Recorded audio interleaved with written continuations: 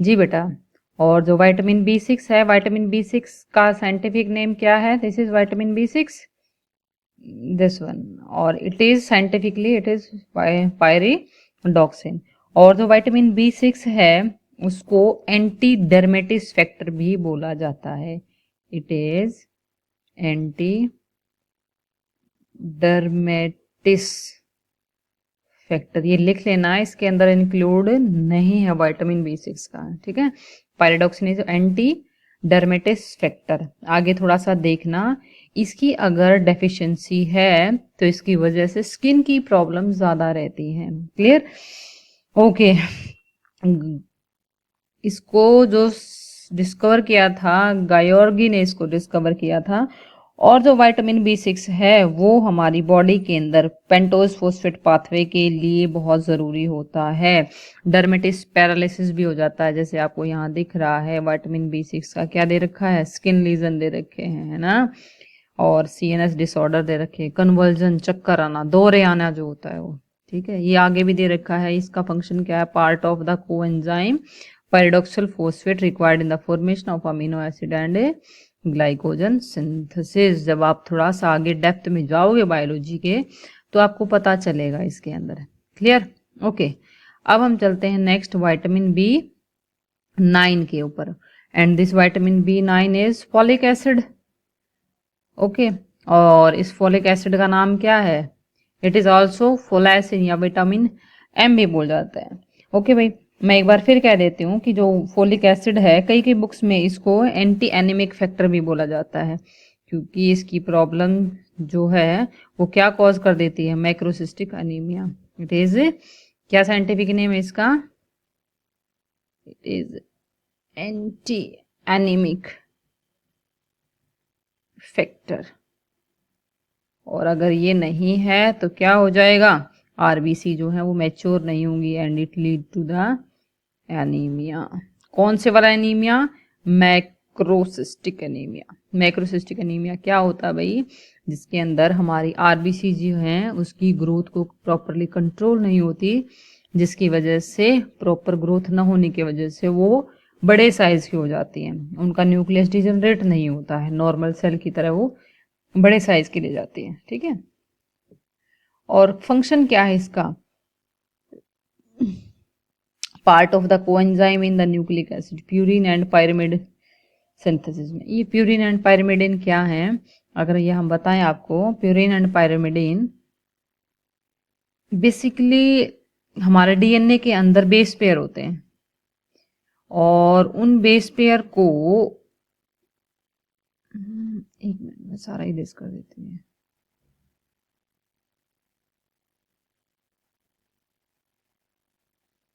देखिए, हमारा जो डीएनए है उस डीएनए के अंदर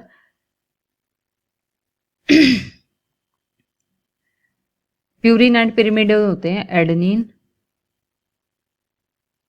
गुवानिन, cytosine and thiamine, thymine sorry, ठीक है। थियामिन तो एक अमीनो एसिड होता है। Adenine, guanine, cytosine, thymine. और थायमिन की जगह अगर यूरेसिल लगा दें तो वो आरएनए के अंदर होता है, लेकिन हम ये खाते तो नहीं है। हमारा डीएनए कैसे बनाता है? जो डीएनए के, तो इसका मतलब ये बॉडी में कहीं ना कहीं बन रहे होंगे। हमारी हर एक सेल के अंदर ये प्यूरिन एंड पायरिमिडिन बनते हैं, और जब इनका बनता है, इनको बनने के प्रोसेस जो है, उस प्रोसेस में जो फोलिक एसिड है उसकी रिक्वायरमेंट होती है। और अगर ये नहीं है, इसके प्रेजेंस में जो आरबीसी हैं उनका मैच्योर होना नेसेसरी होता है। क्लियर?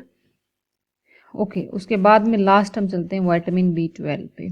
ऑलरेडी मैंने डिस्कस किया था कि vitamin B12, vitamin K and vitamin B1 हमारी बॉडी की इंटेस्टाइन के अंदर प्रेजेंट एस्चरिशिया कोलाई जो एक सिम्बायोटिक बैक्टीरिया है वो उसको प्रोड्यूस करता है। इसके अलावा एग और लीवर से हमें ये प्रोड्यूस होता है। And vitamin B12 is very very important. ये जो एब्जॉर्ब होता है हमारी कोलोन के अंदर एब्जॉर्ब होता है, किसकी प्रेजेंस में? In the presence of Castle's intrinsic factor. ये कहाँ से प्रोड्यूस होता है? ये स्टमक से प्रोड्यूस होता है। कौन सी सेल से? ऑक्जेंटिक सेल जिसको प्रोड्यूस करती हैं, जो HCl प्रोड्यूस करने वाली सेल्स होती हैं, वो है तभी जा कर के ये हमारी इंटेस्टाइन में एब्जॉर्ब होता है। ठीक है।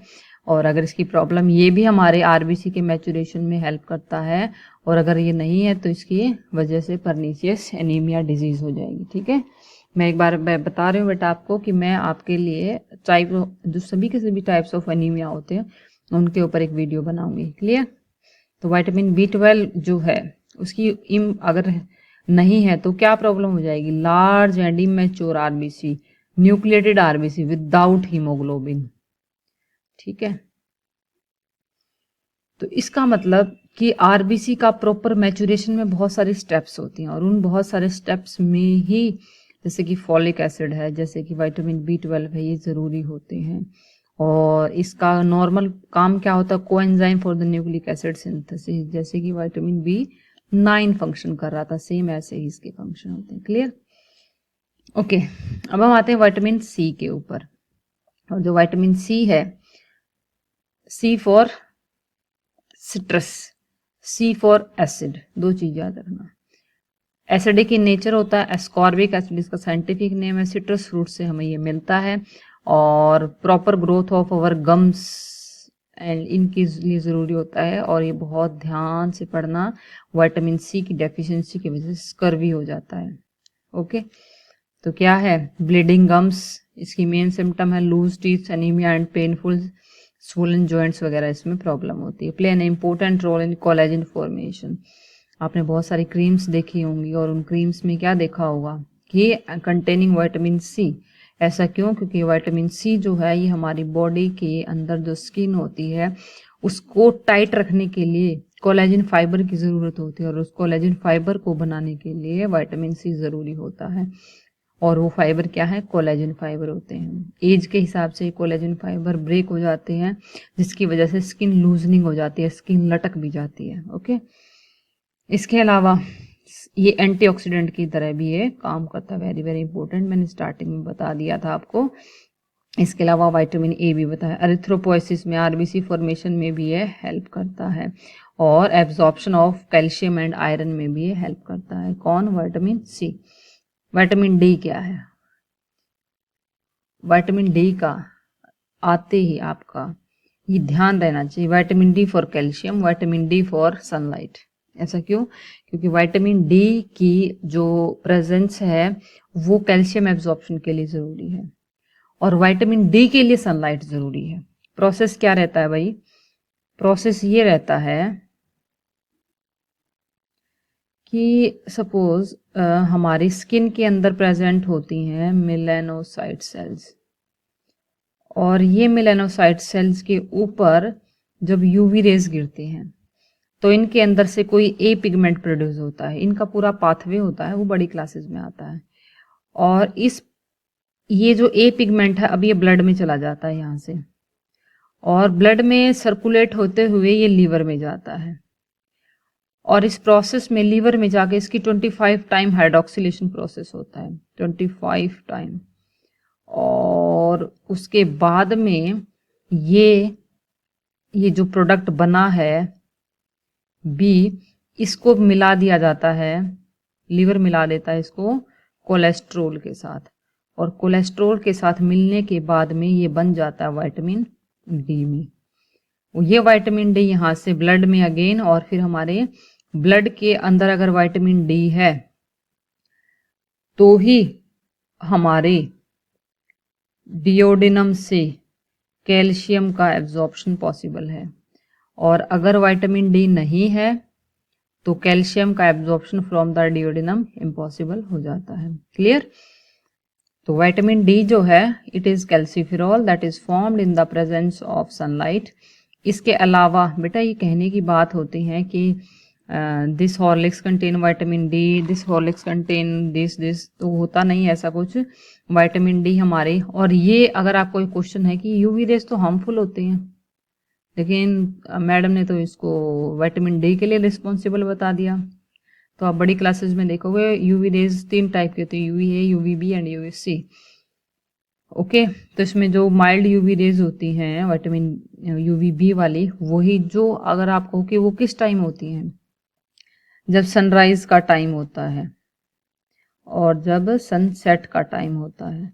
राइज के टाइम में विटामिन डी का कंसंट्रेशन हमारी बॉडी में बहुत ज़्यादा बढ़ जाता है, ठीक है। ओके और इसकी ओब्वियसली कैल्शियम का एब्जॉर्प्शन अगर हो रहा है तो कैल्शियम हमारी बॉडी के अंदर जा करके बहुत जल्दी एब्जॉर्ब किस में होगा, बोन्स में होगा, और बोन्स के अंदर कैल्शियम बढ़ने से स्ट्रेंथ बढ़ जाती है। सपोज कीजिए अगर वो नहीं है, कैल्शियम नहीं है, तो बोन्स वीक हो जाएंगे। अगर बच्चों में कैल्शियम की कंटिन्यू प्रॉब्लम रहती गई तो बच्चों के अंदर रिकेट्स हो जाता है, लेकिन अगर बड़ों में है तो बड़ों में क्या हो जाता है, ओस्टियोमलेशिया। ओस्टियोमलेशिया, ओस्टियोमलेशिया क्या है, इट इज द इम्प्रॉपर या weakening of the bones in adult, ठीक है। तो सिम्टम्स क्या है, weak and the soft bone disorder, skeleton and the poor muscular development. इसके अलावा it is help in the absorption of calcium and phosphate from the intestine. Next आते हैं vitamin E.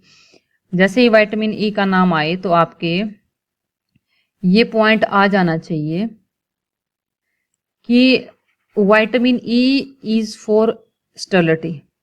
Sterility का मतलब होता है कि विटामिन ई नॉर्मली बहुत ज़्यादा नॉर्मल लेवल में बता दिया जाता है कि it is an anti sterility and it is a strong potent antioxidant. बहुत अच्छी बात है, लेकिन विटामिन ई जो बेसिकली है वो किसके लिए ज़रूरी होता है, जो अगर हम सबसे मेन इसकी बात कहें तो vitamin E is for fertility, it is for fertility, ठीक है। तो विटामिन ई जो है वो एंटी स्टेरिलिटी और टोकोफेरोल इसका साइंटिफिक नेम है, ठीक है। कहाँ से मिलता है, नॉर्मल इसके जो हेल्थी डाइट होती है उसमें मिल जाता है, हमें leafy vegetable, seeds and the oil वगैरह से हमें ये मिल जाता है। पर ध्यान रखने बात क्या है, ब्यूटी विटामिन है ये और एंटी स्टेरिलिटी भी है। ब्यूटी विटामिन इसलिए है क्योंकि इसके पास एंटीऑक्सीडेंट पावर है। विटामिन सी जो होता है वो भी ब्यूटी विटामिन होता है, ठीक है।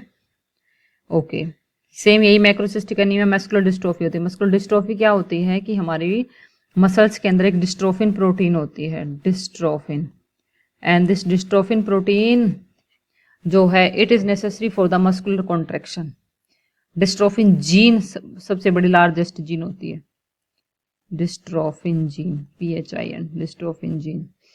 और अगर विटामिन ई नहीं है तो क्या होगा, आरबीसी मैच्योर नहीं होगी, उसका डिस्ट्रक्शन स्टार्ट हो जाएगा।